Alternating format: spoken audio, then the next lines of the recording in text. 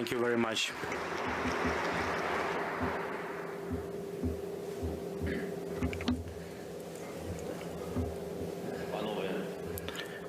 Ladies and gentlemen, Mr. Speaker, Prime Minister, dear Justin, members of the government, members of the Parliament, all distinguished guests, friends. Before I begin, I would like you to understand my feelings and feelings of all Ukrainians, as far as it is possible. Our feelings over the last 20 days. 20 days of a full-scale aggression of Russian Federation after 8 years of fightings in Donbass region. Can you only imagine?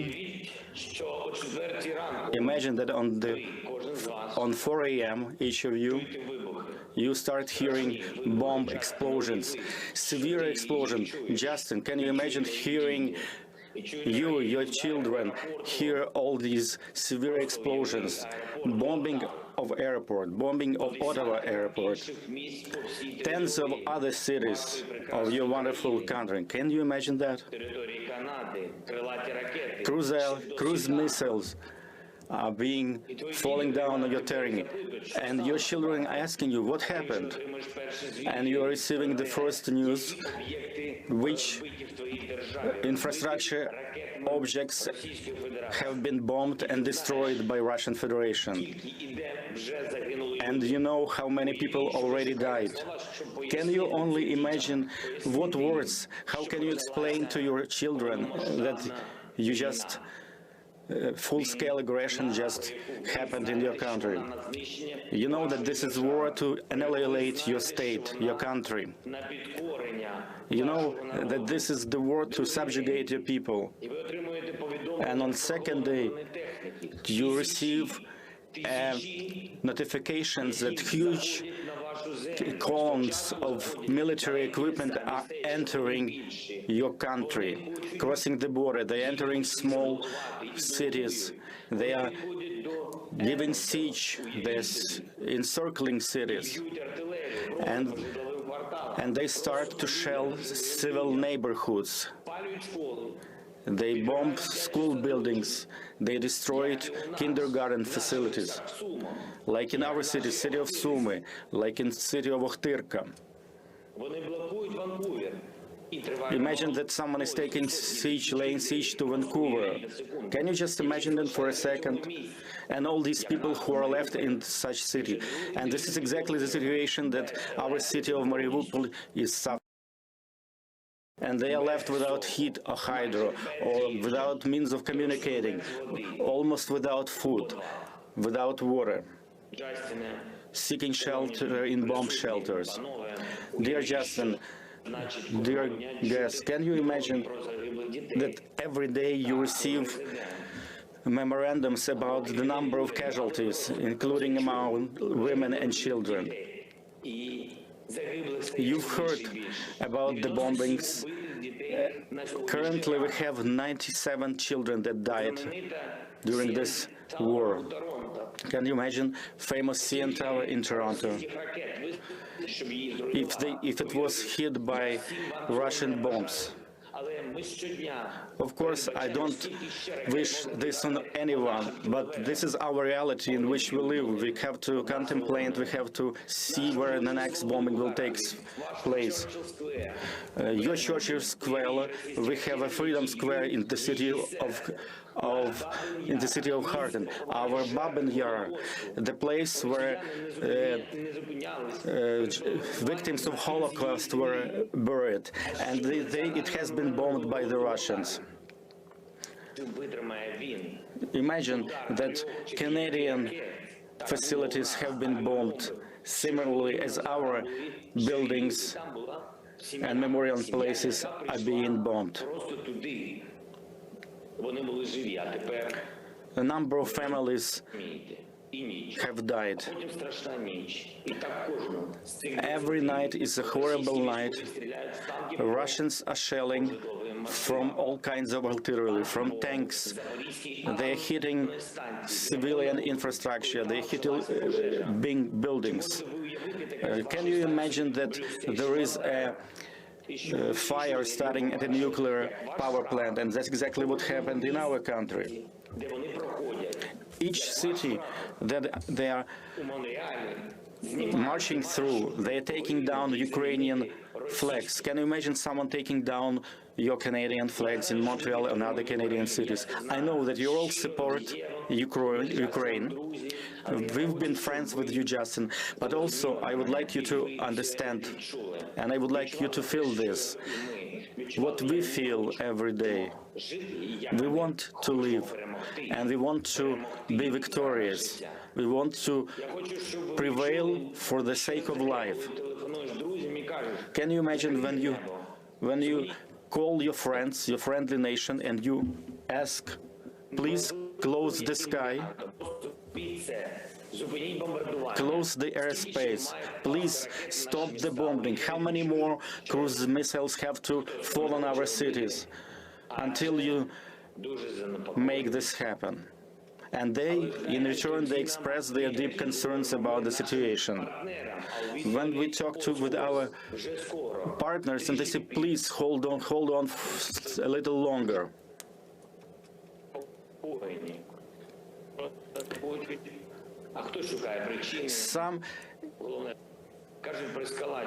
Some people are talking about trying to avoid the escalation,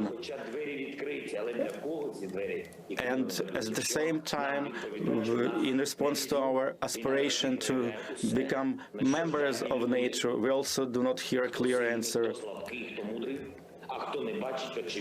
Sometimes we don't see obvious things. It's a dire straits, but it also allowed us to see who our real friends are over the last 20 days, and as well 8 previous years. I am sure that you've been able to see clearly what's going on, and I'm addressing all of you. Canada has always been steadfast in their support. You've been a reliable partner to Ukraine and Ukrainians, and I'm sure this will continue. You've offered your help, your assistance at our earliest request. You supply us with the military assistance, with humanitarian assistance. You've imposed serious sanctions. At the same time, we see that, unfortunately, this did not bring the end to the war. You can see that our cities like Kharkiv, Mariupol, and many other cities are not protected just like your cities are protected. Edmonton, Vancouver. You can see that Kyiv is being shelled and bombed. Ivano-Frankivsk. It used to be, we were a very peaceful country, peaceful cities, but now they're being constantly bombarded. Basically, what I'm trying to say that we all need to do, you all need to do more to stop Russia, to protect Ukraine, and by doing that, to protect Europe from Russian threat. They're destroying everything, memorial complexes, schools, hospitals, housing complex. They already killed 97 Ukrainian children. We are not asking for much. We're asking for justice, for real support, which will help us to prevail, to defend, to save life all of the world. Canada is leading in these efforts, and I'm hoping that other countries will follow the same suit. We're asking for more of your leadership, and please take more, greater part in these efforts, Justin and all of our friends of Ukraine, all friends of the truth. Please understand how important it is for us to close our airspace from Russian missiles and Russian aircrafts. I hope you can understand. I hope you can increase your efforts. You can increase sanctions so they will not have a single dollar to fund their war effort. Commercial entities should not be working in Russia. Probably you know better than many in any other countries that this attack on Ukraine, it's their attempt to annihilate Ukrainian people, and there is nothing else to it. This is their main objective. It's actually the war against Ukrainian people. And it's an attempt to destroy everything that we as Ukrainians do. It's an attempt to destroy our future, to destroy our nation, our character. You, Canadians, you know very well all this. That's why I'm asking you, please do not stop in your efforts. Please expand your efforts to bring back peace in our peaceful country. I believe, and I know that you can do it. And we are part of the anti-war coalition, and jointly, I'm sure that we'll achieve results. I would like to also ask our Ukrainian diaspora in Canada. This is a historical moment, and we need your support, your practical support. And we hope that with your practical steps, you will show that you are part of the modern Ukrainian history. Please remember, this is a practical, modern-day history of Ukraine. We want to live, we want to have peace.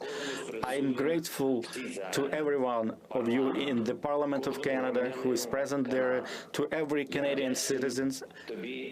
I am very grateful to you, Justin. I am grateful to Canadian people. And I am confident that together we will overcome and will be victorious. Glory to Ukraine. Thank you to Canada.